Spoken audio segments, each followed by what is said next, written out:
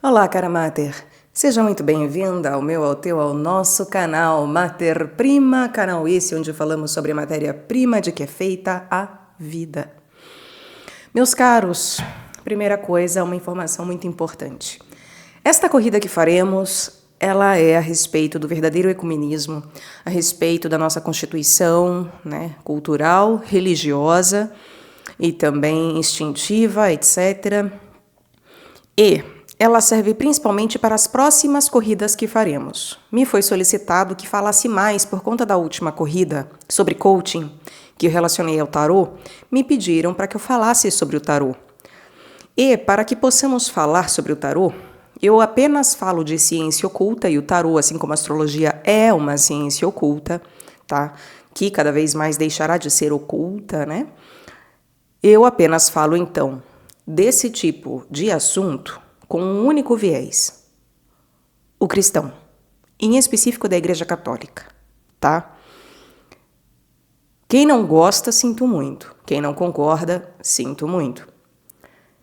Mas para explicar àqueles que não estão acostumados, porque isso, dificilmente é feito, então para explicar o que aqui será feito e o porquê disso, porquê desse viés, que não é uma questão apenas de crendice, não é uma questão de eu creio e você é obrigado a crer também, eu farei essa corrida como um preparo, tá? Um aquecimento, para que possamos compreender, então, o que será feito daqui por diante, se Deus assim permitir, e eu tiver condições, é claro, para que vejamos o porquê é necessário constituir e colocar todas as coisas dentro do cristianismo para uma análise apropriada. A proposta desse canal não é fazer com que seja um canal religioso. Para isso, eu já tenho o meu canal Letícia Conde. Contudo, entretanto, como eu disse, a fala a respeito de certas interpretações e de certos assuntos, eu não me permito, eu não gosto e eu não quero e eu não devo fazer fora do cristianismo, tá? Nem para agradar uns e outros e nem para nada, porque seria um desvio. Então, assim sendo, eu devo uma explicação do porquê eu não faço isso e o porquê é necessário e porquê é bom e belo e muito mais agradável e palatável e compreensível, inclusive para nós, colocarmos o cristianismo no meio disso tudo, tá? Isso, obviamente, não agrada nem os pagãos e nem os cristãos, mas vamos lá. Eis a minha vida, né? Bom, então, sobre o que falaremos hoje em específico? Falaremos sobre esse ecumenismo, tratando de maneira científica, tratando aí através de um viés de um neurocientista. Para tal, eu gostaria de começar falando sobre o nosso cérebro. O nosso cérebro tem uma teoria, então, de um neurocientista, eu não vou saber agora o nome dele, citar o nome, mas basta procurar, dar um Google que acharão, que ele fez uma teoria de uma proposta em que dividiu-se o cérebro em 3 formações básicas. A reptiliana, ou cérebro reptiliano, o sistema límbico, o cérebro límbico, e o do neocórtex, o córtex em geral. Então, os próprios neurocientistas hoje falam que essa teoria já caiu por terra, porque imagina que nós temos um cérebro que seja como o dos répteis, e aí o outro foi se constituindo em cima, que a evolução não se deu desse jeito, tão fixada, como tínhamos um cérebrozinho, e aí foi crescendo maior e outro maior, etc. Não importa isso, tá? Eu vou pedir para que se revogue essas falas em termos de, por agora, entrem em suspensão essa questão, porque é claro que as coisas não são tão certinhas assim. E é claro que aquilo que é do instinto não é só do cérebro reptiliano, assim como o emocional não é só do sistema límbico, assim como o racional não é só do córtex ou do neocórtex. É um conjunto de fatores. E é claro que é uma troca. E é claro que isso foi sendo constituído, vai sendo constituído de maneira conjunta, de maneira que cada vez mais está interligado uma coisa na outra. Então, tudo bem as falas de agora, assim como isso não faz com que revoguemos essa teoria, porque ela é excelente, Teorias com trindade são excelentes para trabalharmos, e porque, de fato, esse neurocientista estava certo em muitas questões ao trabalhar o cérebro desta maneira. Então vejamos o porquê isso nos compete agora observar. Quando nós olhamos o cérebro trino, então, temos primeiramente o cérebro reptiliano, que teria uma associação com os fatores instintivos nossos, né? De fome, sede, questão de sobrevivência, de acasalamento, etc. Algo bem primário, bem animalesco primário,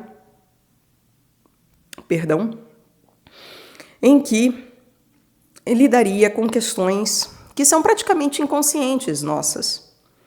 Questões essas de cortisol, adrenalina, em questão de você estar ali em luta pela sobrevivência, né?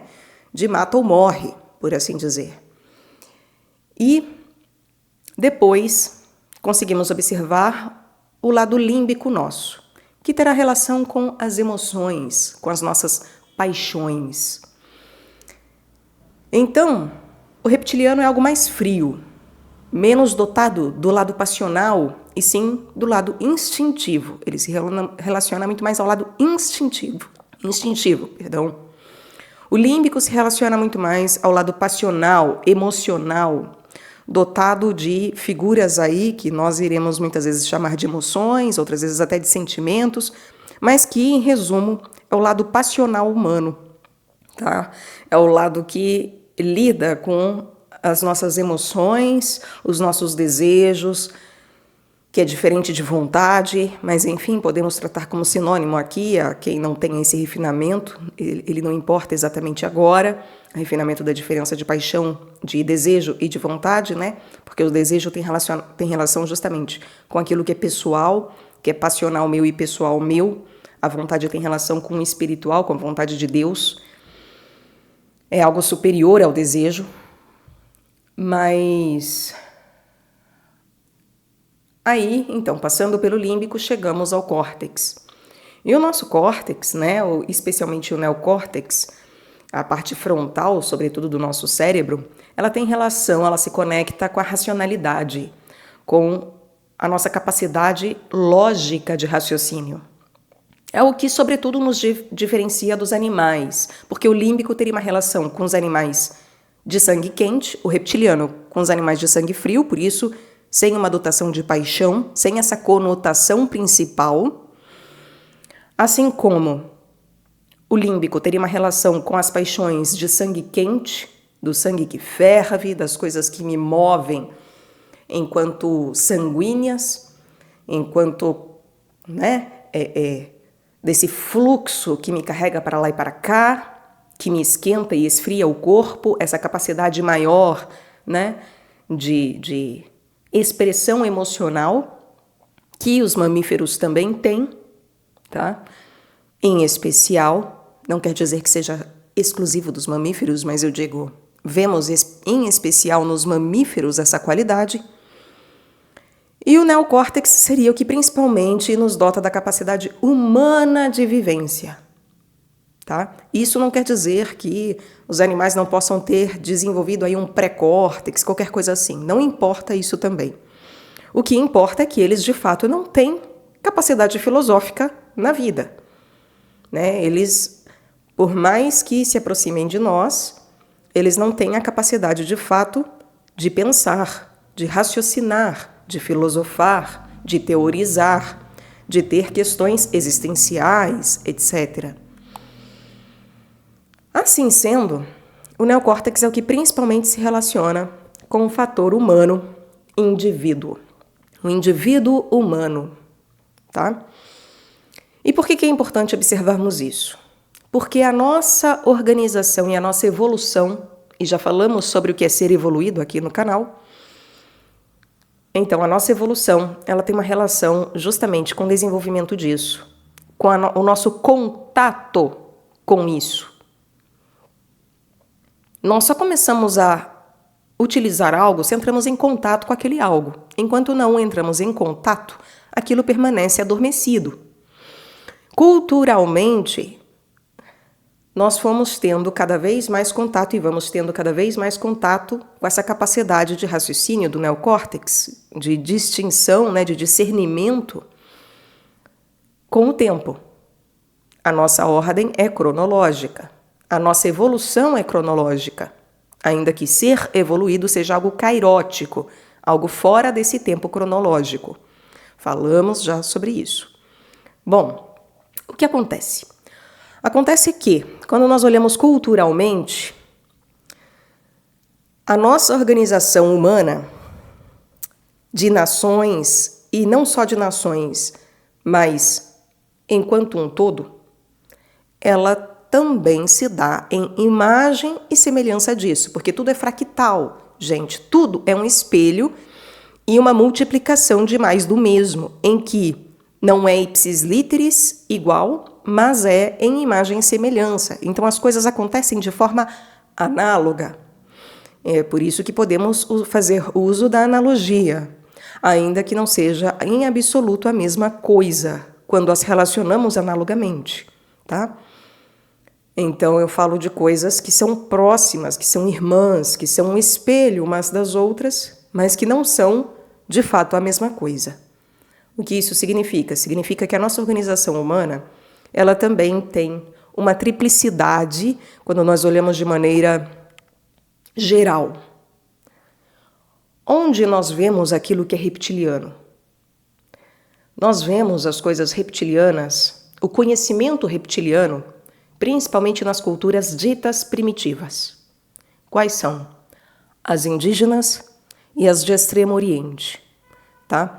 Aquelas culturas que têm relação muito forte com a terra, muito forte com aquilo que é primitivo e que é do inconsciente, e que os rituais eram de extremo inconsciente, no sentido de que não quer dizer que os indígenas não sabiam o que faziam, mas que tem uma dotação em que, quando você busca lendas, eu não sei se vocês já estudaram, mas quando nós buscamos lendas indígenas, por exemplo, elas têm uma relação profunda com a natureza. Quando nós buscamos, né, a concepção hindu, ela tem uma conexão profunda também com a natureza, em termos de que os deuses deles, inclusive, têm cabeças de animal, né, com cabeça de elefante, etc. E tem uma relação profunda com a terra. Por que isso? Porque são as culturas que, de fato, guardam, né, essa capacidade reptiliana. E quando eu falo reptiliano, é num bom sentido, obviamente, isso está em todos nós, tá? De apreensão da vida. Ou seja, são lendas e mitos que se relacionam, são religiosidades e espiritualidades que se relacionam com o lado instintivo humano. O que nós precisávamos aprender antigamente era como sobreviver.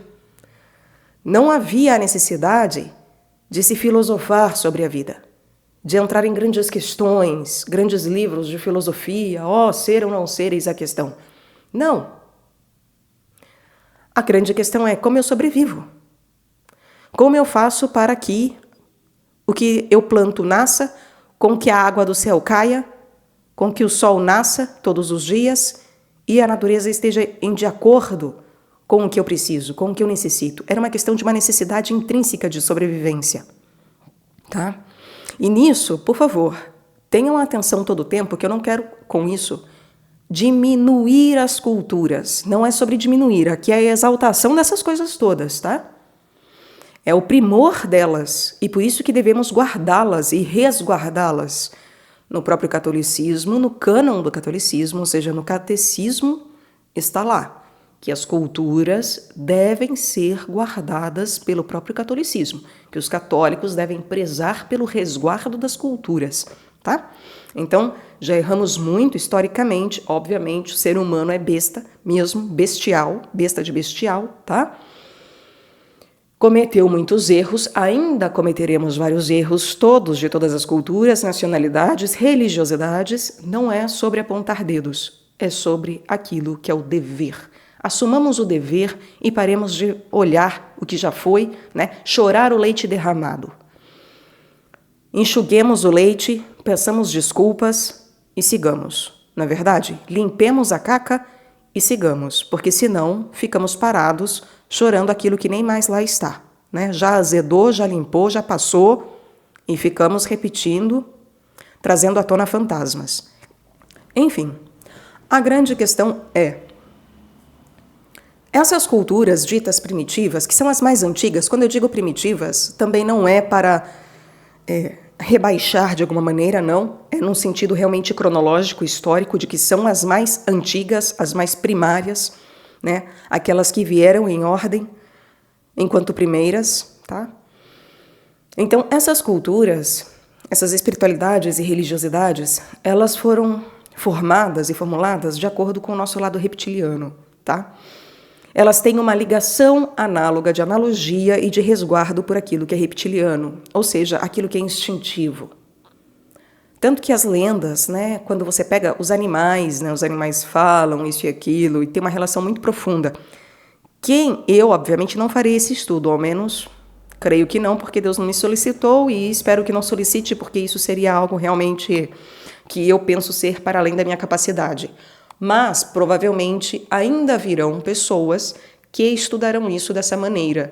Se veremos isso, provavelmente não. Acho que eu não conheceria essas pessoas. Mas, torço, creio que Deus fornecerá no futuro pessoas que nascerão com essa missão de fazer toda a releitura dessas culturas e pegando algumas principais, não precisa ser todas em absoluto, mas pegando algumas principais.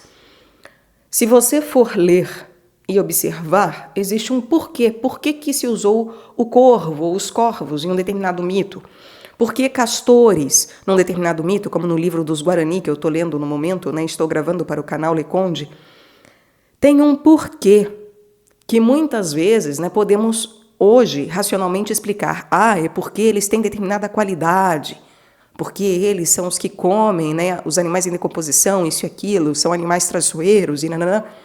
Mas, para além disso, num estudo aprofundado, que provavelmente ainda será feito, é possível observar que esses animais têm relação também com justamente o nosso lado de sobrevivência, com o lado instintivo nosso, que através deles e da nossa relação com eles, observamos como que o homem foi criando meios de, não tendo capacidade ainda, de um discernimento filosófico de eu devo ir por aqui ou eu devo ir por ali, por conhecer bem e mal, em absolutamente, de maneira distinta, em absoluto, em termos de que essas coisas foram sendo refinadas com o tempo. Então, quando eu não tinha noção de virtudes e vícios, por exemplo, ainda que eu soubesse que existia o bem e o mal, a maneira de se trabalhar esse bem e mal era dentro do instinto. Não havia necessidade de eu lidar com vício e virtude, porque afinal os indígenas nem tinham vícios, porque não foram eles que criaram as drogas que hoje conhecemos. Não eram eles os glutões da corte que comiam e vomitavam para continuar comendo.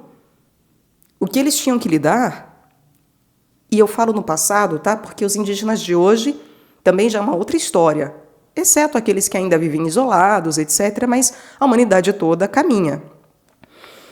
Então eu digo no passado, realmente me remetendo àquilo que é historicamente antigo, tá? E não o que é de hoje, ainda que hoje tenham pessoas indígenas que continuam nessa cultura e nessa religiosidade resguardando por isso. Não é sobre isso. É sobre realmente os povos antigos, tá? Então, para que tivessem um crescimento, o que foi necessário fazer? Qual foi a nossa maneira de ferramentaria, né, e de lida com isso? Ora, através dessas denominações animais e astrológicas também, Sol, Lua, etc., se conseguia começar a desenvolver uma questão de como lidar com o instinto, de que determinadas coisas do nosso instinto devem ser banidas e outras devem ser louvadas.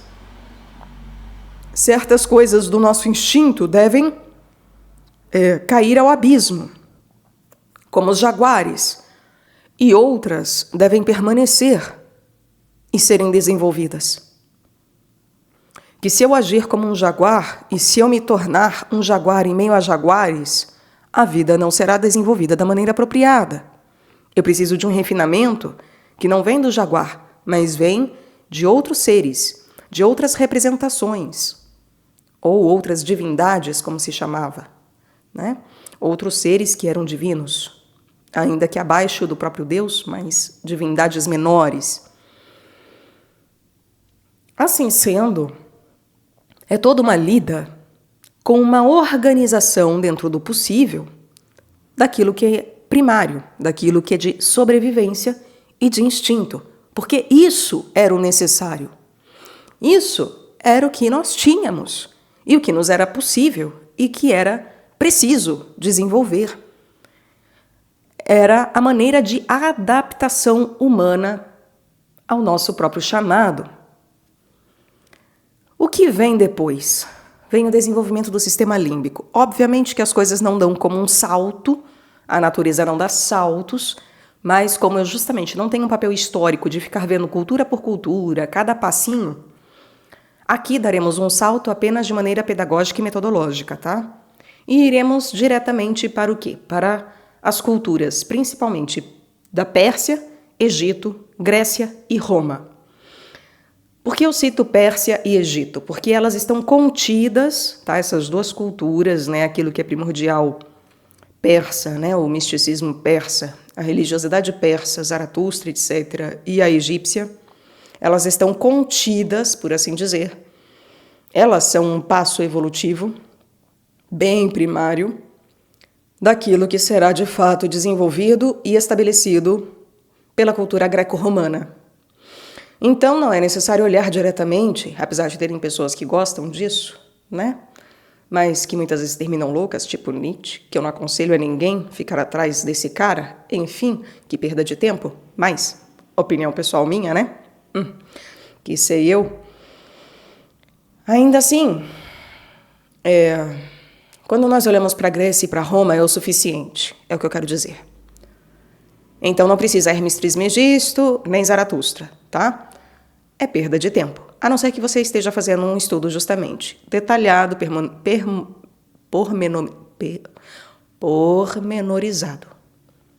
pormenorizado. Aí sim, vá lá, vá de cabeça, vá fundo. Mas, para conhecermos o sistema límbico e o que foi que ocorreu, se nós olhamos para a cultura greco-romana, é o suficiente. Por quê? O que os gregos e os romanos nos trazem? Eles nos trazem a noção de deuses e de toda uma cultura, de toda uma religiosidade que tem relação com o discernimento do límbico, do emocional. Os deuses deles já não são animais que vivem para o instinto. Os deuses deles são passionais. É o deus da ira, da cólera, é uma deusa do amor, é um outro deus, né? Enfim, relacionado a alguma virtude, a algum desenvolvimento mínimo, né? Já visando ali o que viria de neocórtex, em termos de raciocínio, mas é principalmente ligado ao passional. As coisas passionais e a nossa necessidade de conhecimento do nosso lado emocional, do nosso lado sentimental. Há diferença entre sentimento e emoção, aqui não importa nesse momento também, tá? Então são deuses que se relacionam, em especial, com o sistema límbico. E eles foram a toda uma cultura e todo um lado desenvolvido para que nós compreendêssemos o nosso sistema límbico, o nosso sistema emocional, passional. Porque, afinal, aqueles deuses, né, eles encarnam qualidades emocionais que estão em nós. Eles não têm uma grande capacidade filosófica, justamente não eram deuses que ficavam filosofando sobre a vida, etc. Eram inteligentes, em sentido bem amplo da palavra. Mas eles não são, de fato, dotados de uma filosofia. Tanto que o desenvolvimento filosófico, de fato, ele virá num ápice ali com Sócrates, Platão e Aristóteles, também com alguns poucos, né, em Roma, né, os estoicos, etc., trazendo aí um lado realmente reflexivo, que é justamente esses caras fazem a ponte, né, para o racional que virá, para o neocórtex que virá, sendo que estão associados, estão juntos e, portanto, se nós queremos aprofundar um conhecimento sobre o nosso emocional, o nosso lado passional humano, porque eu ainda não estou falando da paixão de Cristo, que também é paixão, né, passional, mas é uma outra qualidade de paixão. Então, as nossas paixões humanas, o nosso desenvolvimento humano, em termos de emocional, devemos nos aprofundar nas mitologias greco-romanas, tá? Eles é que vão trazer esse lado, um lado que é muito mais refinado do que o anterior. E quando eu digo refinado, eu não quero dizer melhor ou pior, do tipo os gregos são melhores do que os indígenas, não é sobre isso, tá? É mais refinado em termos de que realmente há graus. E graus não de melhor ou pior, mas daquilo que você vai acessando enquanto cume. A base da montanha não é melhor do que o seu cume ou pior do que o seu cume. É só um lugar mais elevado, em que você enxerga melhor mais coisas, com maior clareza, com maior distinção, discernimento, né? com uma melhor qualidade de visão. Mas isso não quer dizer que estar no topo da montanha o tempo inteiro seja também aquilo que, por fim último, é necessário. Senta-se, né, como os antigos gurus, lá na montanha e quem quiser que venha visitar-me. Não é sobre isso. Eu nunca mais volto lá porque não preciso mais daquilo. Não é sobre isso. Eu devo voltar. Eu posso voltar. Mas eu não volto enquanto uma prática, porque isso sim seria uma regressão. Então, não é sobre voltarmos a ser indígenas, por exemplo, num sentido realmente de que você pode voltar a viver no meio do mato, você pode realmente passar a conviver com os indígenas, mas eu digo, você voltar a uma existência da caverna, entendem? A um primitivo que nem os indígenas de hoje em dia não são mais. E mesmo religiosamente, não é sobre voltar ao que já passou, a não ser que seja o seu caminho, a sua caminhada, em termos de justamente ir lá numa tribo, ficar lá, conviver, ter uma vida junto deles, eles te aceitarem, isso e aquilo, porque o seu desenvolvimento se passa lá. Porque justamente o seu trabalho, a sua missão é lá. Isso é uma outra história.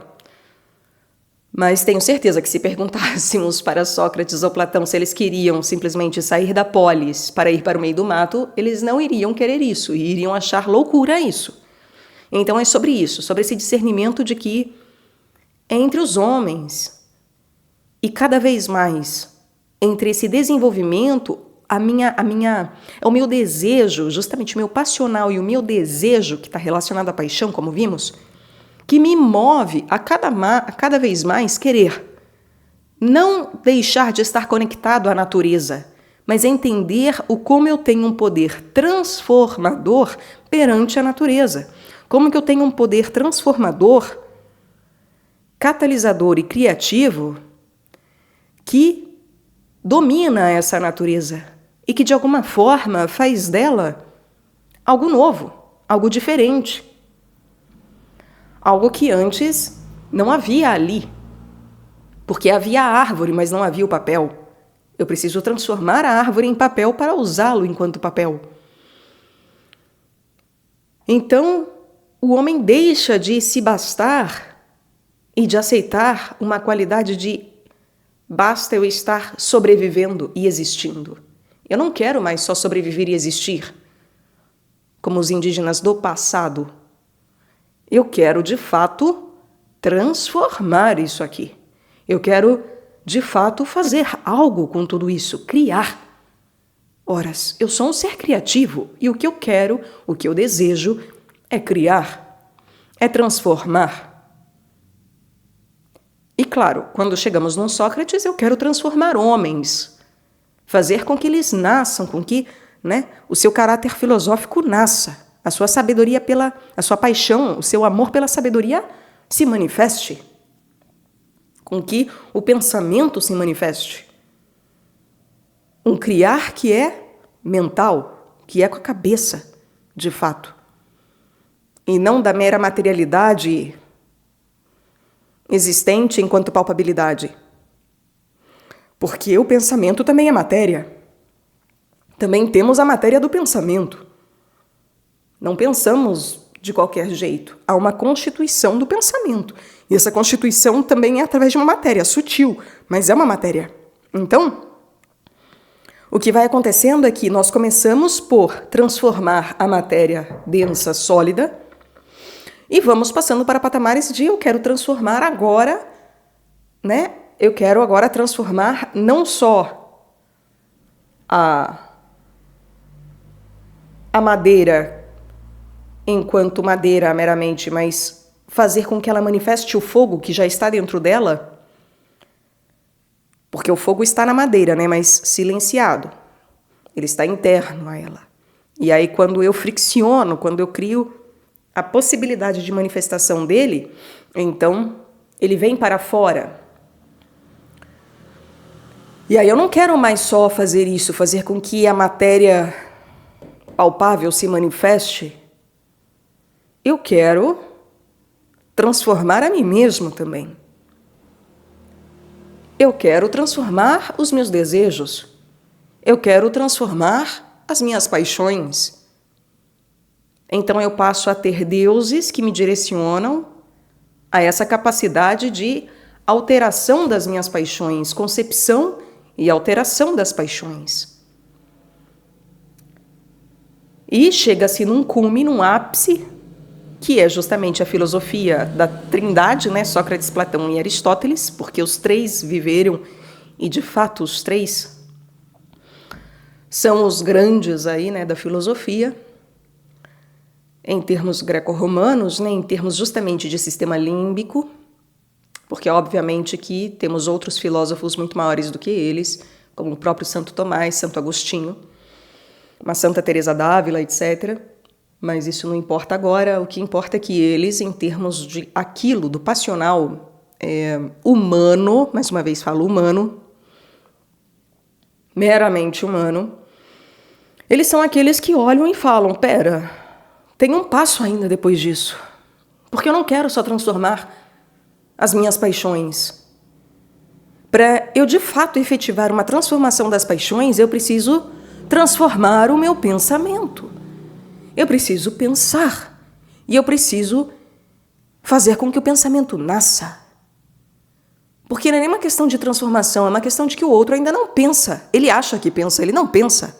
É como Sócrates, que sai por aí, né? Você sabe o que é justiça? Ah, sei. Ah, é? Você sabe? Então senta aqui e me conta. E aí ele acabava com os caras, porque obviamente ninguém sabia porcaria nenhuma, bulhufas, do que era justiça, não é verdade? E aí, por meio de todo o diálogo socrático, né, todas as argumentações e questionamentos socráticos, chegava-se a uma concepção sobre as coisas, e às vezes não, porque tem diálogos também platônicos que não levam a lugar nenhum, no sentido de que não tem uma finalização como entendemos o que é tal coisa que estávamos tentando observar. Então, ele só questiona cada vez mais para ir tentando cada vez mais não transformar propriamente o pensamento, mas chegar ao cerne do que seria a essência daquilo que se observava enquanto algo próprio do pensamento, como a justiça, que é algo próprio do pensamento, ainda que ela se palpabilize em atos, mas a sua concepção em si essencial, né, é interior ao homem. Então, uma criança, por exemplo, não nasce com senso de justiça, não nasce sabendo o que é justiça. Ela pode ter atos justos, mas ela não sabe o que é justiça.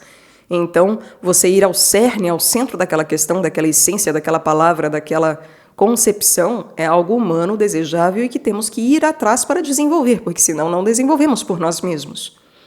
Kaspar Hauser é um filme, tem livro também, que nos mostra isso. Crianças que foram criadas completamente apartadas de comunidade, qualquer comunidade humana, mostram isso. Não é próprio do humano, não é natural do humano filosofar e ter noção de misericórdia e justiça, que são os dois braços, né? Justiça à esquerda e misericórdia à direita. Então, não era nenhuma questão, então, de transformar o pensamento, mas inclusive de demonstrar que, olha, você acha que você pensa, você não pensa. Porque você nem sabe como é pensar. Você não sabe as chaves, as questões corretas para de fato pensar. Você acha que pensa, mas acha errado, porque achismo não é pensamento. Falamos muito isso. Sócrates já falou isso lá atrás, tá? Ele já demonstrou isso lá atrás. E a gente acha que é algo de hoje, né? As pessoas na internet dando opinião, falando achismos. E nós ficamos, porque as pessoas, né, estão dando as suas opiniões e seus achismos, pensando o que pensam. E na verdade não pensam. Ora, se lessem Platão, saberíamos há muito mais tempo que, de fato, quando nós achamos algo, temos opinião sobre algo, não temos necessariamente um pensar sobre aquilo de fato, tá? Porque pensar é trabalhoso. Ele não se dá de qualquer maneira. Assim como eu fazer um livro, não é uma questão de derrubar uma árvore e cortar-lhe a casca, sei lá, o tronco, de qualquer jeito. Tem um processo específico para isso. E pode haver mais de um meio de se chegar ao papel, tudo bem. Uma fábrica faz de um jeito, outra de outro, a diagramação do papel vai ser diferente. Ótimo. Ainda assim, são processos e métodos pedagógicos específicos de como se aprender e se aplicar à transformação daquela matéria. Os gregos trabalharam isso. Os romanos também. Então, não é de qualquer jeito que eu simplesmente entro em contato com o pensamento. Eu preciso entender o método. O método socrático é um, por exemplo. Então, meus caros, quando chegamos na cultura greco-romana, quando nós analisamos, entendendo mais uma vez que dentro dela está a cultura persa e a egípcia também, essa passagem, né, eles são passagem para chegar na greco-romana, nós vemos que ali houve uma tentativa, então, de lida com o límbico, com o meu emocional, o meu passional, os meus desejos, e aí chega-se num ápice, com Sócrates, Platão e Aristóteles, um ápice em que, olha, esses são homens da mais refinada passionalidade humana, por assim dizer. Sócrates não tinha desejos baixos. Ele não cobrava por nada do que fazia, não tinha grande sede, grande fome. Mesmo quando um dos seus discípulos se deitava com ele e se jogava em sua cama e aos seus pés e se declamava, ele sabia muito bem que ele não deveria fazer uso da projeção, né, da transferência dos desejos, da passionalidade e do emocional dos seus discípulos para usar isso, né, fazer uso disso para alcançar uma satisfação sexual dele. Era um homem nobre. Esse verdadeiramente era um homem nobre. Não foi à toa que Xenofontes, que tem no canal Leconde também, escreveu que alguém que conheça uma pessoa como Sócrates, felizarda é, porque nobre será essa pessoa que se conhece. E conhecer alguém com uma nobreza tal é raro. Sempre foi. Não é hoje em dia, não. Sempre foi. Sócrates foi um, me cite outro. Não tem. Platão e Aristóteles, poderia-se dizer, né? Seus discípulos. Agora, é raro, gente. Não é também só como se fosse um único. Tudo bem, talvez tivesse outros anônimos. Não é sobre ser famoso também. Ganhar notoriedade por conta disso, porque não é sobre ter notoriedade por conta da sua evolução. Agora, fato é que eram homens nobres, nobilíssimos, tá? E isso nos leva a Roma, porque então eles são um pico. E em seguida vamos para Roma. E Roma tem uma peculiaridade, porque ela lida com a justiça, ela lida com as leis, né? Então ela é um berço, é um local de uma outra passagem que é uma lida com o límbico, ainda com o meu passional, que começa a ser ordenado principalmente pelo quê? Pelas leis. Então, eu fico irada e eu tenho uma senhora vontade, uma gana gigantesca de matar aquele cretino, mas aí eu não posso. Por quê? Porque existe uma lei que fala, né? Não pode matar, porque senão você vai presa, minha filha. Aí eu contenho a minha paixão, porque já que eu não aprendi de maneira nobre, como Sócrates, Platão e Aristóteles, a conter a minha ira, por exemplo, eu vou aprender de maneira que, olha, é comportamental. Gostosura ou punição. Recompensa ou punição. Porque a humanidade toda não tem capacidade de um Sócrates. Não tem a nobreza de um Sócrates. Então, como lidamos? Leis. Leis e ordenação cronológica. Eis o calendário nosso, romano, e a noção de leis, de justiça que vem principalmente de Roma. Porque eu preciso organizar essa parada. Esse caos precisa ser organizado de alguma maneira. E aí, é isso. Chegamos num cume, chegamos num ponto de clímax límbico, que não é todos os humanos que chegaram. Então, como é que forçamos isso? Forçamos através de regras. Punição e recompensa. Porque é assim que começa. Porque uma TCC, uma terapia cognitivo-comportamental, o seu mais básico dela, de alteração comportamental, é também recompensa, né? e punição, muito entre aspas, por assim dizer, em que você vai alterando o comportamento, né? Começa a se trabalhando até com ratinhos em laboratório, isso e aquilo, porque eu vejo que eu preciso criar uma maneira de manter a sobrevivência junto do límbico, manter o reptiliano junto do límbico e associá-los de uma tal forma que eu crie ordem nessa parada toda. Porque não basta só eu existir e sobreviver, e lei do mais forte, etc. Eu preciso entender como isso tudo funciona de maneira agrupada, de maneira que uma coisa não ultrapasse a outra, não agrida a outra, que o meu emocional, o meu límbico não vá contra os meus próprios instintos, etc. Uma coisa não se sobreponha a outra e tudo mais. Eu preciso organizar. E os romanos organizam isso. Eles dão um jeito de, olha, rascunhamos aqui, toma a humanidade. Vai Ocidente. Só que junto dos romanos tinha quem? Quem? Quem era o povo que estava lá junto dos romanos? Os judeus. O povo escolhido de Deus. Por que que os judeus são o povo escolhido de Deus? Porque eles têm relação com o primeiro desenvolver do neocórtex. Eles são aqueles que trabalham o indivíduo.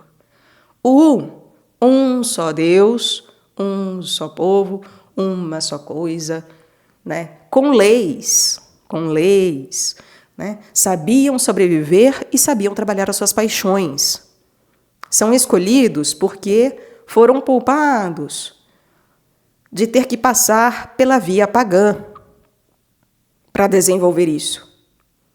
Desenvolveram essas coisas por milagre de Deus, por vontade de Deus, e não de forma pagã, que ficou dando volta, para chegar onde eles já estavam há muito tempo, tá? E eles têm a questão justamente de um entendimento que vai além do romano, que é um principiar do indivíduo, do porque o indivíduo diz respeito ao O que não quer dizer que não houve uma tentativa, então, e um entendimento, um rascunho de entendimento pagão do lá no Egito. Então, quando que logo antes da Grécia, o que acontece no Egito? Tem a integração de, não, agora é um Deus só, o Sol, Ra, não é isso? Se eu não me equivoco, é isso. Então, começou-se a ter um rascunho de, é uma coisa só. Só que como nós passamos, então, como nós não tínhamos um caminho reto, espiritualmente falando, porque eles não eram os escolhidos, Então não há uma compreensão de maneira adequada dessas coisas todas, elas não se dão de maneira reta, retíssima, clara, claríssima. Mas elas vão margeando aí aquilo que é o escolhido. O tempo todo elas estão às margens dos escolhidos, estão rodeando os escolhidos, estão espalhados ao redor dos escolhidos. E os escolhidos se tornam o centro do mundo, da terra, onde os judeus estão. É o umbigo da coisa toda, porque é dali que nasce, é dali que começa, né? A dotação de vida humana, tá? Então, o que há? Eles têm uma relação, os judeus, com o desenvolvimento do neocórtex, junto dos romanos, que faz essa passagem, né, entre o córtex e o límbico. Ajuda nessa passagem, né? Ainda que eles digam respeito muito mais ao límbico do que ao córtex em si. Os judeus são um desenvolvimento final e total do humano e do indivíduo? Não. Não, eles acham que eles são, porque eles pensam, ou melhor, eles acham que eles pensam, como diz Sócrates, então, como, né? Ah, meu amigo, você acha alguma coisa? Então tá, senta aí e me conta. E, na verdade, o que acontece? Nasce Cristo. Nasce o Cristo. E o que é o cristianismo? O cristianismo é, de fato, a evolução final e total, tanto do neocórtex quanto cerebral. Para além de um neocórtex, inclusive, é como se fosse um quarto cérebro, que é a própria auréola dos anjos e principalmente dos santos, né? A auréola, que antes de ser auréola era inclusive uma aura, né? Pegava o corpo todo, dizem antigamente, se desenhava essa coroa ao redor do corpo inteiro. Tem imagens de Maria em que, justamente de Jesus também, né? Você traça essa luz ao redor do corpo todo, não é só ao redor da cabeça. Mas não faz mal ser ao redor só da cabeça, tá? Não tem uma diminuição do símbolo, nem nada disso. A simbologia é a mesma, que é a concepção vital da vida. E é realmente como um quarto cérebro em que, através de uma dotação de um cérebro que é praticamente etérico e angélico, porque o corpo vital tem relação com o éter, que nós ainda não descobrimos cientificamente, mas estamos atrás o tempo inteiro e uma hora iremos. Tem pessoas que já veem, uma hora todos iremos ver, tá? A ciência irá visualizar. Em algum momento isso acontecerá. Então, o nosso corpo vital tem relação com o éter.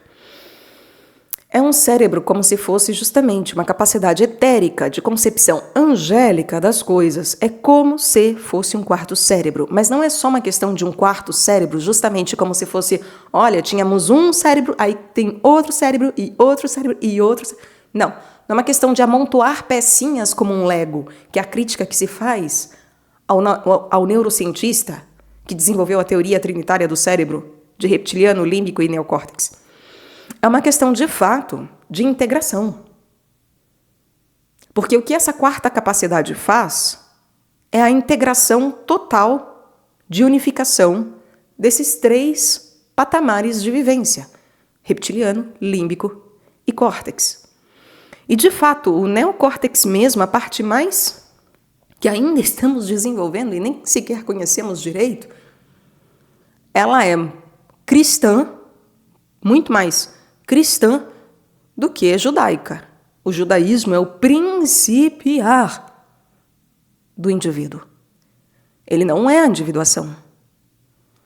Ele não é o ser individuado na qualidade cristã. A individuação começa através da qualidade cristã. E o verdadeiro ecumenismo, onde é que ele existe? Na Igreja Católica. Oh, que surpreendente isso, não é verdade?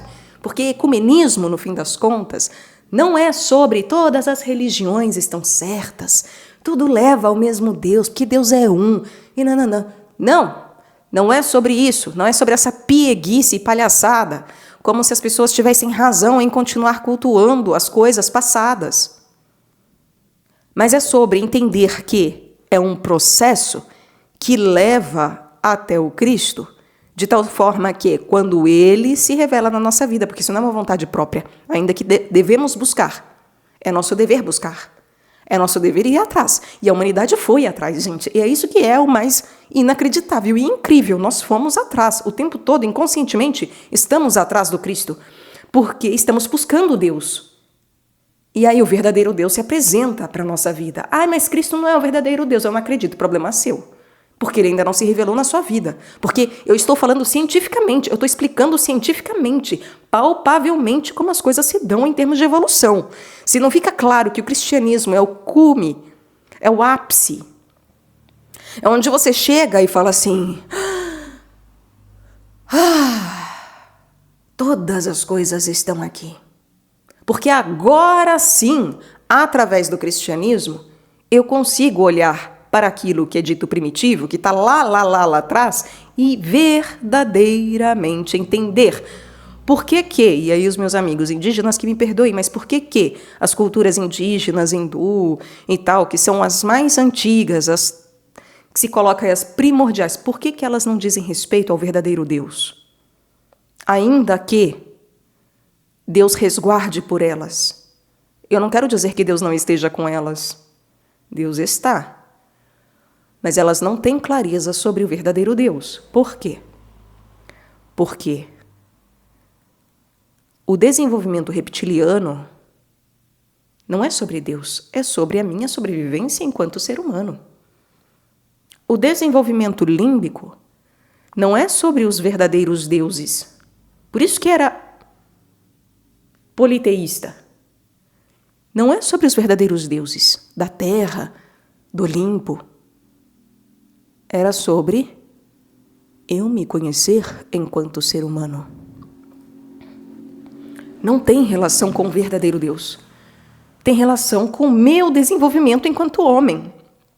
Só que sempre tivemos o desconfiômetro de que o meu desenvolvimento enquanto homem tem relação com Deus, com o divino. Por quê? O que há de resquício em mim, desde tempos imemoriais, é que eu também, me perdoem, eu também sou divino. Eu perdi essa divindade, essa deidade que me habitava, que estava junto de mim. Mas é de lá que eu vim. E eu tenho saudade. Então eu vou buscar em mim. E vou buscar me desenvolver para conseguir voltar. Só que é com as minhas próprias pernas que eu chego no céu? Não. É por vontade de Deus, de fato. Não é mérito, não é dignidade, não é a minha vontade, é a vontade de Deus.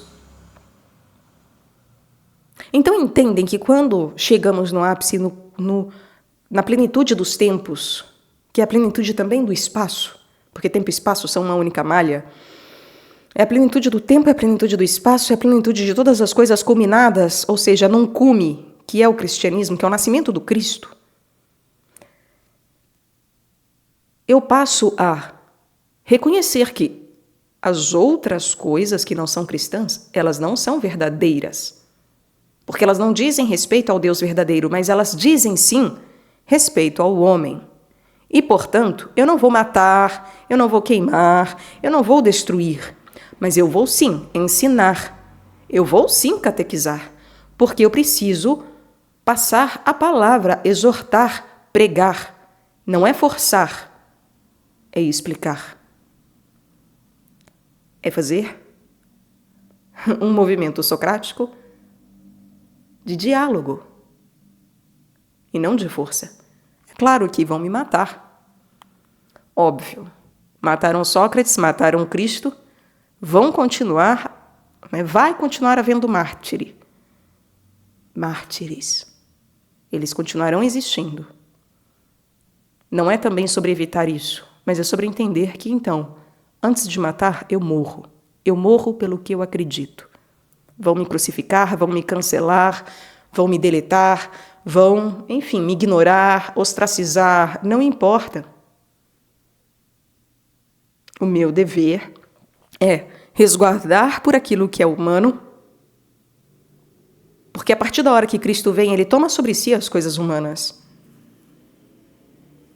E ele não faz com que o humano seja a verdade. Quando ele diz, eu sou a verdade, ele está falando do divino. Não é o humano. Não somos nós, os humanos, a verdade. E, portanto, a cultura pagã, toda a religiosidade, cultura e caminho pagão não é a verdade. Mas é cultura. É humano. E requer resguardo. Eu guardo. Eu zelo por aquilo. Eu estudo aquilo. Prezo por aquilo. Mas o que eu pratico é o divino e não o humano, porque eu saio da esfera humana e adentro a esfera divina, porque a esfera humana só tem verdadeiro sentido se junta da esfera divina. E aí, por que eu falo que o catolicismo é o cume, o ápice, e é o responsável por esse quarto patamar de cérebro que de fato unifica e que de fato é o verdadeiro ecumenismo, porque parece justamente um paradoxo, como que a Igreja Católica é ecumênica. Oh, não tem como, ela matou, ela fez isso, ela fez aquilo, meu Deus, né? Ela não aceita. É, claro, não chegamos realmente no maior refinamento que a Santa Igreja já chegou. A Santa Igreja é uma coisa, ela está lá no céu, né? Ela está profundamente em nós. Quem acessa isso são só os santos. Agora, a igreja pecadora comete várias atrocidades. Eu costumo dizer, né? Eu tenho um amigo que, certa vez, ele falou para mim, logo da minha conversão, ele falou, e ele católico, desde o nascimento, falou, Letícia, cuidado, né, com a igreja, não coloque todas as suas fichas na igreja, por assim dizer, né? Porque você vai se decepcionar. E eu ri. Eu ri porque é realmente quase que irônico, né? Como que eu tenho um determinado saber, não que eu saiba de fato, Deus me mostra, né? É isso? É. De onde vêm essas coisas? É de Deus, não é de mim, tá? Como que eu, recém-chegada na igreja, enxergo certas coisas que aquela pessoa que está lá o tempo inteiro não viu ainda? E aí eu falei, eu ri, pensei isso muito rapidamente, né? A ironia, o paradoxo de toda a situação. E falei, olha, é claro que eu sei que a igreja vai me decepcionar enquanto pecadora. Pedro era satânico. Pedro andava com Satanás o tempo inteiro. Cristo fala para ele, chama ele de Satanás e falou, vai de retro, mandou ele para a retaguarda. Eu não espero nada, senão isso, da própria igreja, que é petrina, para começo de conversa, porque eu também espero o lado santo, o lado papal de Pedro, de pedra de fundamento. Daquele que nega, sim, mas que está junto até o fim, que converte vários, que está à frente, que encabeça tudo a hora que sai em Pentecostes. E que de fato encabeça e continua encabeçando Papa na Terra e São Pedro também no céu. A missão de São Pedro não é revogada. Perante os anjos, São Pedro continua sendo o cabeça, mas aí é um outro papo. Quem quiser, aliás, aprofundar essas coisas, eu deixo sempre aqui, né? E deixarei a indicação, tem um vídeo específico sobre cultura no meu canal Letícia Conde, que eu falo também sobre os gregos, romanos e uma outra colocação sobre tudo isso. E nesse meu outro canal eu também falo mais aprofundadamente sobre toda essa questão cristã e católica. O fato é que São Paulo perseguiu os cristãos, ele mesmo fala, né? Me chama apóstolo, mas nem mereço, porque persegui a Santa Igreja de Deus. Então, eu não espero nada a começo de conversa, senão algo satânico e lucífero por parte da igreja. Ai, que absurdo. Não, não é um absurdo. O próprio exorcista do Vaticano, eu vivo repetindo isso, né? Gabriel Amorfi, ele falou, o Satanás mora no Vaticano. E é isso. A igreja, ela é, enquanto instituição, extremamente lucífera e extremamente satânica, mesmo. Eu não tenho dúvida disso. Só que ela não é só isso. Ela não se resume a isso. E isso não quer dizer que ela seja do demônio. De forma alguma. Ela é de Deus. Só que é isso. Por Pedro e Paulo, que são os pilares, terem, né, Paulo, o caráter lucífero de perseguição, de ira, de, né, querer a cabeça ali, a morte dos cristãos. Ele que fez o primeiro mártir, né, o Estevão, Santo Estevão. Foi por causa dele. Ele que decretou a morte de Santo Estevão, né? Tava lá junto, dizem. E Pedro, enquanto alguém satânico, horas, é claro que a igreja terá esse caráter também pelo seu lado pecador. Ninguém é pecador sem estar junto do demônio. Não é ser do demônio, mas estar junto de. Entendem? Ninguém é do demônio, tá? Nem que você venda a sua alma pro demônio, você só é dele depois que você for pro inferno. Só depois que você for para o inferno. Porque a prerrogativa é que ninguém é do demônio. Ele não fez nenhum de nós. Ele não é senhor de nenhum de nós. Ele pode possuir o nosso corpo, nos obsedar, enfim. Nós não somos deles, dos anjos decaídos, exceto se formos para o inferno. Bom, eis a grande questão.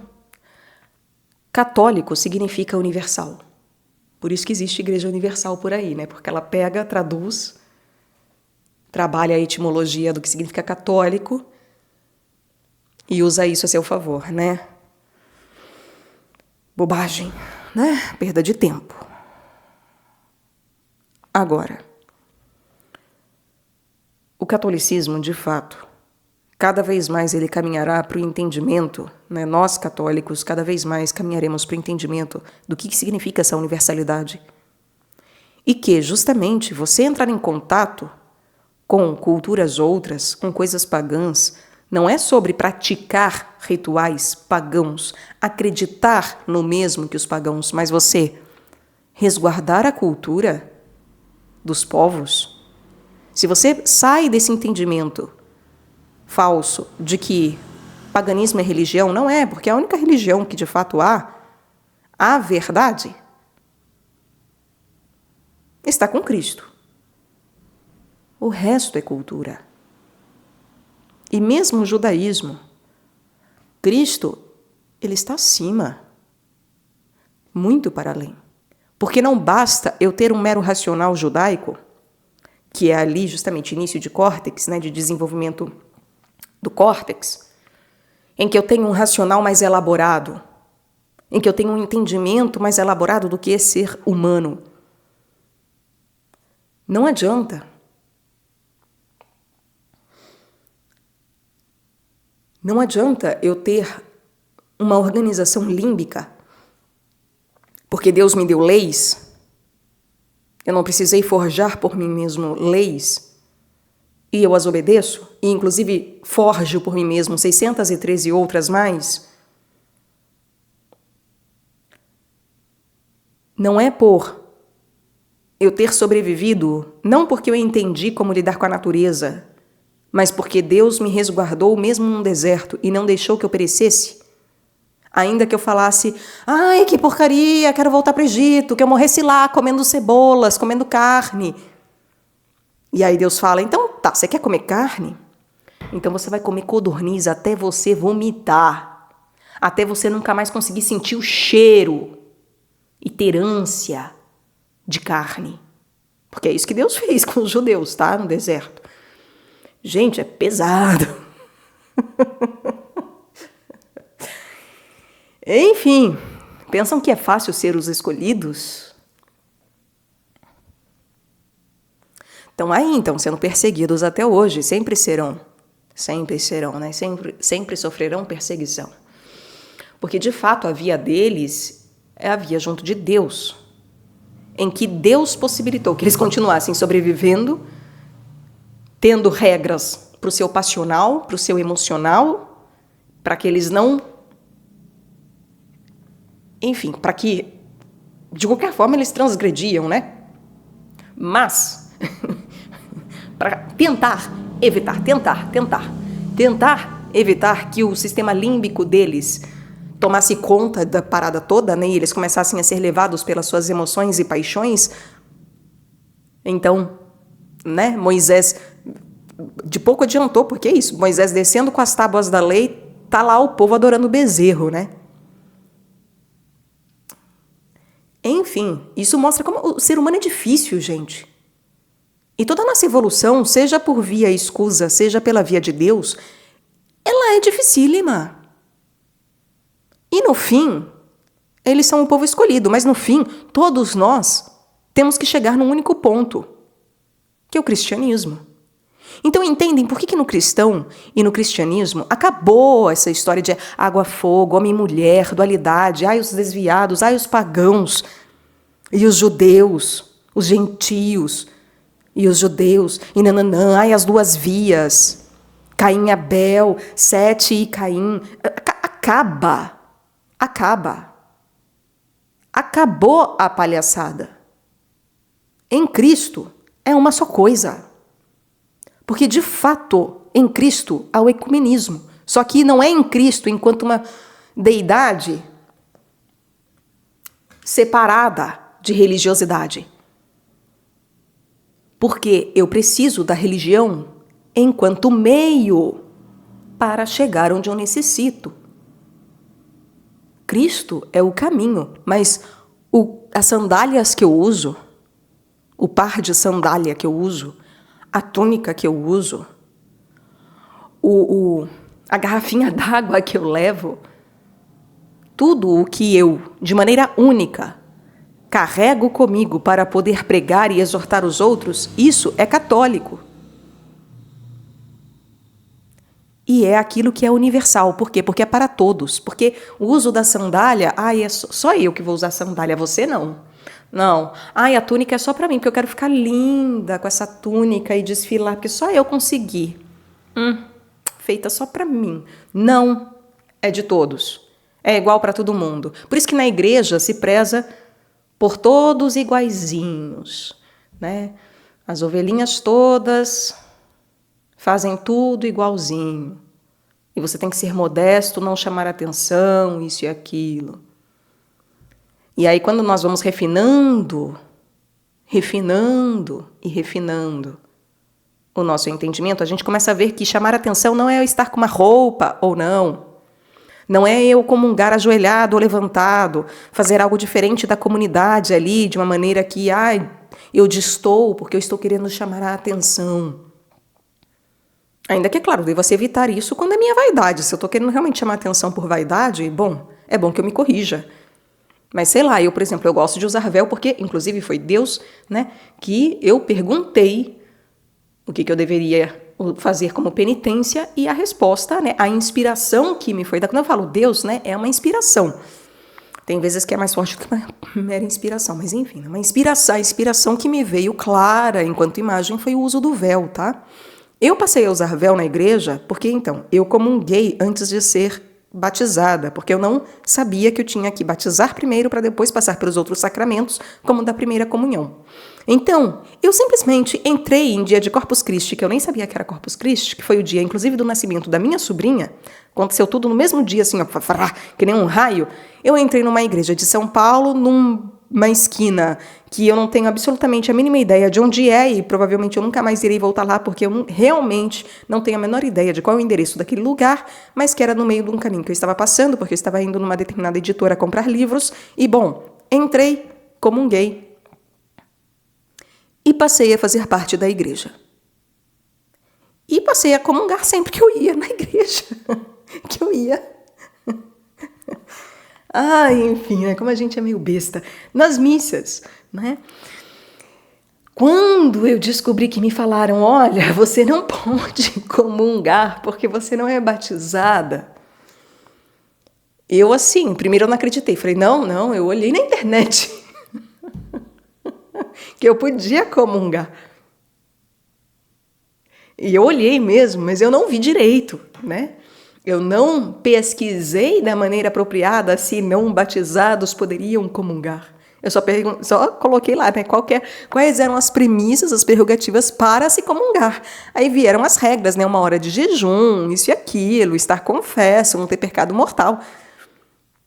Eu só fui, comunguei, falei, beleza. Ai, gente, nem confessar eu não tinha confessado. A gente é meio besta, então, porque se eu tivesse lido direito, você vê, eu leio tantos livros, aí eu, por mim, eu sou burra, gente. Eu sou estúpida, eu sou a estupidez em pessoa. Gente, eu rio de vergonha, tá? Eu tô envergonhada, é vergonha, tá? Porque é isso, de que adianta ler tantos livros e não tem discernimento do que lê na internet, né? E em vez de ir conversar com um padre e perguntar para um padre, para a autoridade, não, eu vou dar um Google. Ai, meu Deus. Aí depois a gente fala de adolescentes e aquilo do povo que vive de Google, né? Nossa Senhora, enfim. E aí, então, eu primeiro fiquei assim, consternada. Falei, não, isso não é real. Eu li, eu pesquisei. Aí, quando eu me dei conta, pesquisando corretamente, que de fato eu estava erradíssima, eu chorei. Eu entrei assim, em desespero mesmo. Em desespero, porque eu entendi que era um erro grave, né, da minha parte. E eu chorei muito e eu pedi para Deus, eu implorei para Deus uma forma de penitência, né, de como Deus queria que eu me reavesse com Ele de alguma forma. E muito claramente me foi inspirado o véu, para que eu usasse o véu. E eu simplesmente fui no mesmo dia, ou no dia seguinte, eu já comecei a procurar, comprei um pedaço de pano, gente. Eu comprei um pedaço de pano, de renda, que foi o que me aconselharam. Falaram, as crentes, né, quando elas estão assim nesse desespero, justamente de que véu eu ponho na cabeça, compra um pedaço de renda e mete na cabeça, porque não precisa costurar. E eu não tinha tempo para costurar, e eu não sei costurar, eu ia ter que levar em costureira isso e aquilo. Eu falei, então tá bom. Para o meu batismo eu faço um véu adequado, mas antes eu comprei uma renda preta e passei a usar aquela renda, aquele pedaço de pano, literalmente, tá? Porque não era estar bonita, era obedecer a Deus que importava. E para mais, né, me colocar aos pés de Deus e me penalizar, eu também entrei no acordo com Deus de que eu iria ficar de joelhos a missa inteira, todas as missas, até o dia do meu batismo. E eu fiz isso. E, gente, eu ia na missa todos os dias, tá? Não era assim como se eu fosse na missa de domingo e ficasse de joelho lá 1 hora só de domingo. Eu ia às missas todos os dias e tinha dias que eu ia 2 vezes ao dia. E eu ficava a missa inteira de joelhos. Aí eu digo, né? Eu fiz isso, tá querendo se aparecer. Chegaram a falar pra mim, tá querendo se mostrar, se aparecer. Quando eu expliquei que era penitência, aí a pessoa fica constrangida.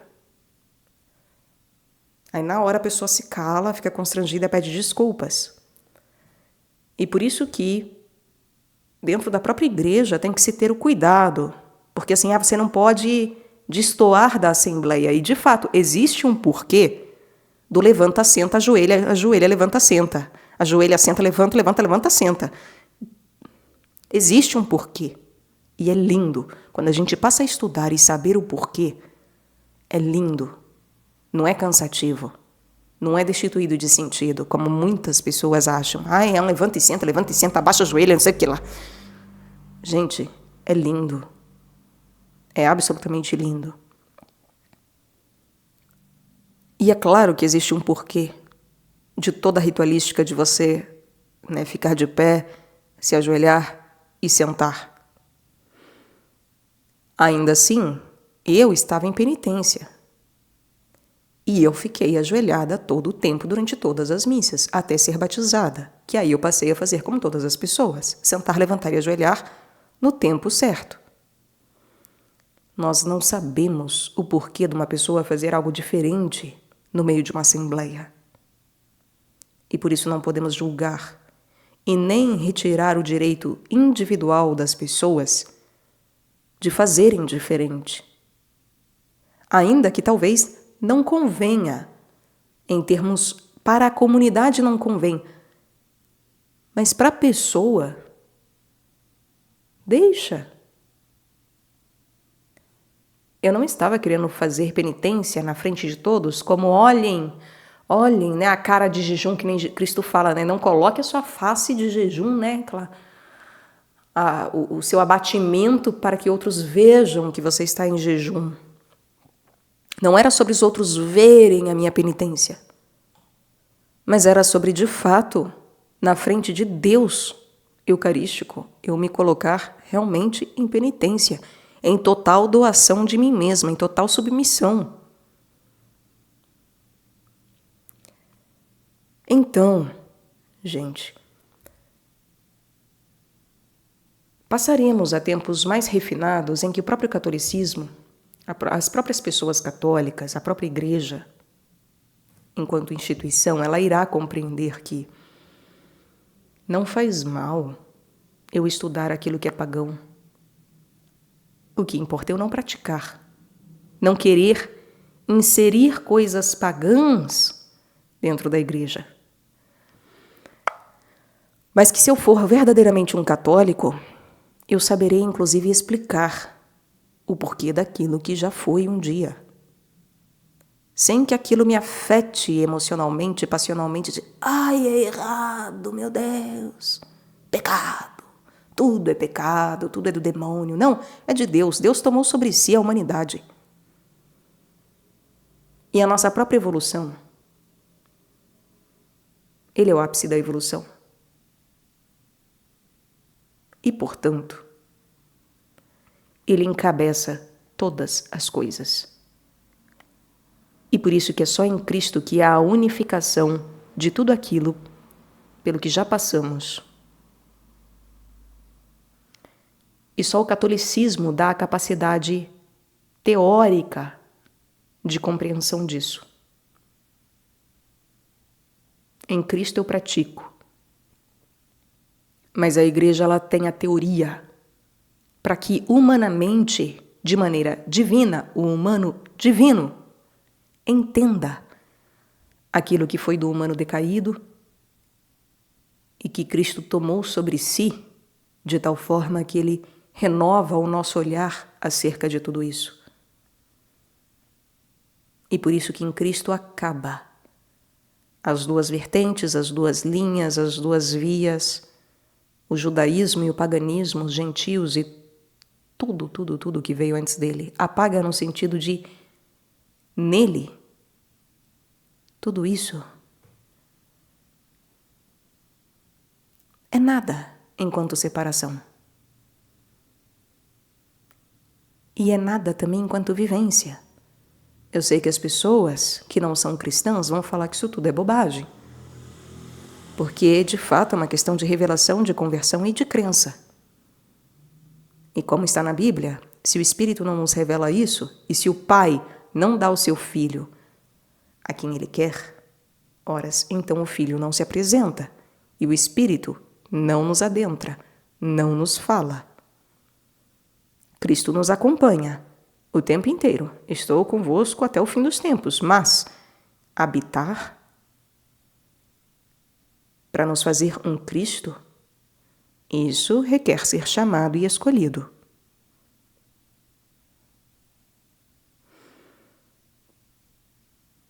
A evolução é lenta.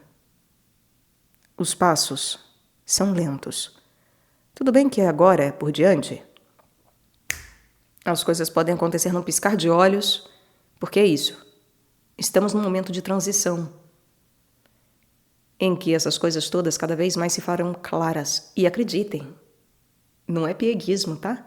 E não é profecia. É um fato. que ainda haverá um tempo, eu não sei quando, se daqui 1000 anos, 100.000 anos, mas haverá um tempo em que todos serão católicos e em que realmente haverá uma... Todos eu não sei, porque sempre tem os caídos e um terço que escolhe o mal, mas haverá de fato uma compreensão universal das coisas, católica das coisas, mesmo que para negá-la, mesmo que para falar não quero, mas haverá, tá? As coisas se farão claras, claríssimas no teor que eu estou falando aqui, e será algo que é para além de crendice, será científico. É uma questão de que quem conhece analogia, símbolo, arquétipo, profundamente, vai entender o que eu estou falando aqui. Vai ver que tem coisa aí. Não sou eu que converto, e nem meu papel convencer ninguém. Mas eu exorto. E explico-me do porquê. Falaremos sobre o tarô. E para falar do tarô, falaremos de Cristo e da qualidade cristã, católica cristã, do tarô.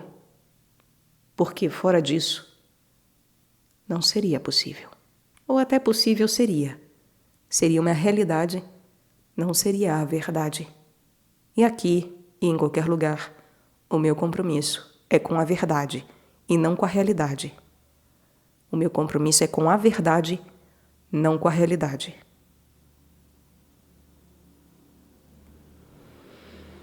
Meus caros, eu espero que tenham gostado e que Deus lhes dê a entender um pouquinho do que foi dito aqui. Mais uma vez, eu não viso com toda essa fala diminuir qualquer outra religiosidade, dita religiosidade, que na verdade é cultura, é uma questão cultural. Não pretendo diminuir povos, culturas, crenças. É a minha forma de exortá-las a caminhar e de prezar e zelar por elas da melhor forma como eu conheço, que não é massacrando, queimando, negando, relegando ao nada, ao você não presta para nada, não serve para nada. Serve, mas para fins humanos. E chegará uma hora em que os nossos olhos se cansarão de olhar para o homem, ou deveriam. Porque o mais bonito é o olhar para o que temos de divino. É isso que todos buscaram o tempo todo. E essa foi a nossa maior capacidade de reconhecimento e de vivência enquanto essência do que é estar vivo, fosse sobrevivendo, fosse se organizando apaixonadamente, fosse se organizando judicialmente, ou fosse fazendo tudo isso por vias de Deus, porque está na Torá, etc. Porque o povo recebia pelos profetas. Tudo isso mostra que, no fundo, o resquício e a saudade é sempre de Deus. É sempre do alto. É sempre de algo que está para além dos olhos, para além do céu, para além das estrelas. Algo que está verdadeiramente escondido misteriosamente no nosso coração. E que a nossa mente, de alguma coisa, às vezes se lembra. E por isso ela rascunhou o tempo todo, desde o mais primitivo até o mais recente. Porque ela está buscando, porque nós buscamos, tateando, cheirando, ouvindo, falando, buscamos. E o que eu venho falar é: já encontramos. Olhai os campos, estão brancos para a colheita. Colhamos.